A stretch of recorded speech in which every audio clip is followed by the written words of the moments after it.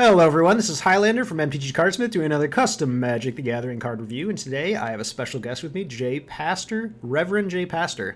Say hello to the people. Hello again? Yeah, Reverend jpastor. Because, I mean, that's the only reason you would have pastor in your name, right? That is not the only reason. Oh, I like tacos al pastor. Oh, I see. So you're both a reverend and you like tacos. Is that what I'm hearing? That is not even close. Okay. All right, well, let's move on to this card. This is a card by Hergusbergus. It's called Worthwhile Alliance. It's a sorcery for 4 mana, 4 colorless. This is a colorless sorcery. It's at rare. It says, put target legendary creature card you own on the battlefield into the command zone. It becomes your commander in addition to other commanders you own. Okay, that's interesting. Now, let me ask you something, jpastor. Are you a commander player? Yeah. I tried it once upon a time. Okay, so you're kind of in the same boat as me. I don't play a lot of commander. What do you think about this card? So, my first question is the technicalities of it, because to me, you have to establish that commanders now gain partner, I think, legally to allow you to have more than one. This card just saying that you can have, like, it becomes a commander in addition to your own commanders. Like, I think they need to gain partner, right? Otherwise, this just fizzles. Think. I could be wrong. I have no idea. Yeah, you might be right. I'm not up to speed with the rulings of Commander, so it's possible that you're correct. Here's something that's a little strange. So, is this card actually worth playing? So let's run a scenario here, okay? So you're playing a legendary creature. And let's just say you don't have. Let's just say you're on turn 4, okay, and you've played a 3-mana legendary creature, and it's doing stuff for you. Now, do you want to spend your turn 4 doing absolutely nothing and removing that legendary creature from play just so that you can play it again next turn?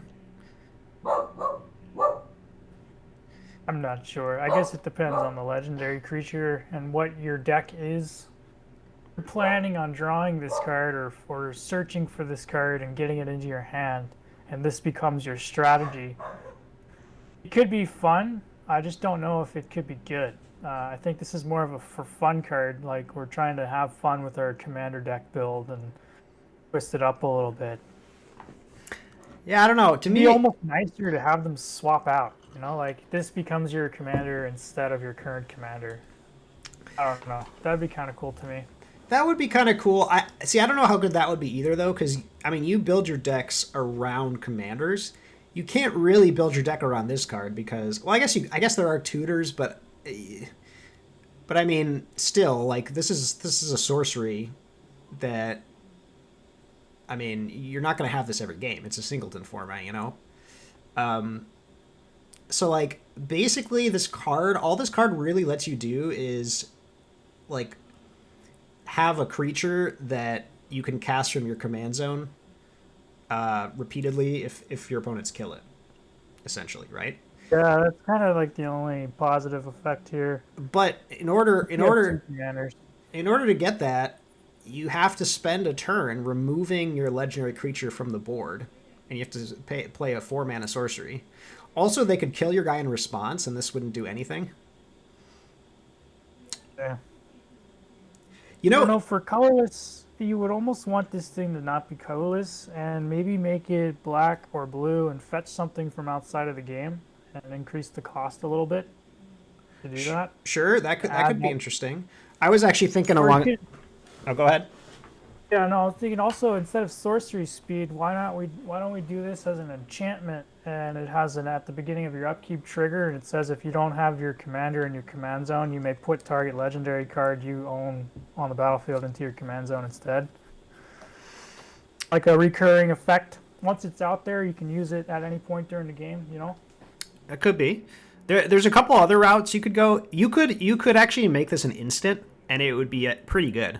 because then you can use it in response to somebody trying to kill your legendary creature. And so you can actually get value out of playing this card, and then you have the additional bonus of being able to cast it, over and over again if they kill it. Because I mean, that's the whole point of this card, right? Is that you want to be able to recast certain legendaries. Another thing that might be kind of interesting is if this were a black card and it put a creature from your graveyard in your command zone, and it becomes another commander. That'd be pretty solid too. I think the thoughts here, it's good concept, good idea. I think we just kind of threw it out there, and maybe we could have explored the boundaries with it a little bit before posting this card. Come up with some other ideas. One of these cards that you kind of want to sit on, look at it a couple of times, and then decide if you really, really like it the way it is, or if you want to change it. It's pretty okay though. It's like one of those cards that could go either way. I think maybe honestly, the rarity here is a little wrong, because if we're gonna remove it's like almost like an additional cost, to play this spell, to have the legendary creature on the battlefield to begin with. So I think maybe we'd want to make this thing an uncommon, and just kind of do it like that. This would basically be a dollar rare, in my opinion. So yeah, I mean, I definitely think this card is bad. I think this is from a gameplay perspective, from a balance perspective, I don't think this card is very good. Just the fact that you have to have already cast your creature, you have to cast this card, your creature has to survive you casting this card, and then you remove it from the battlefield, and then you have to cast that card again later. And it to me, that's just like a lot of hoops to jump through for like not a great payoff, I think. At least for how many hoops you have to jump through. So I think this one could probably use a little bit of reworking. I mean, I think the idea is obviously interesting, right? I mean, clearly this is something we've never seen before. So I don't hate this idea. I just think it wasn't executed particularly well. I think what would be worth doing for Hergus here would be to revisit this concept and then create a play set for one card for each color, or even try exploring multicolored if you'd like to. But probably start with monocolored and see what happens. Try to see how you would translate this into mono green, mono red, and then kind of create like something that works for each color that follows this idea of getting an extra commander in the middle of the game. I think that'd be cool too. And just kind of go from there. That's actually really solid advice. When I'm messing around with mechanics, that's usually what I do. Is I try to create a cycle of cards that sort of work with that mechanic, and it tends to help you sort of explore the mechanic a little bit and find the best way to utilize it. So I think that's really good advice. What would you rate this card? Probably 4 or 5, to be honest. Not to sound too harsh on it, but I think it's just lacking to me. I don't think it would. It would probably win under 50% of the matches in Cardsmith League, so that's how I would go with it. So. Yeah, I would also give this card a 5. I think the idea is interesting. I think there's room for exploration there. There's some design space here, but I don't think the execution is quite there.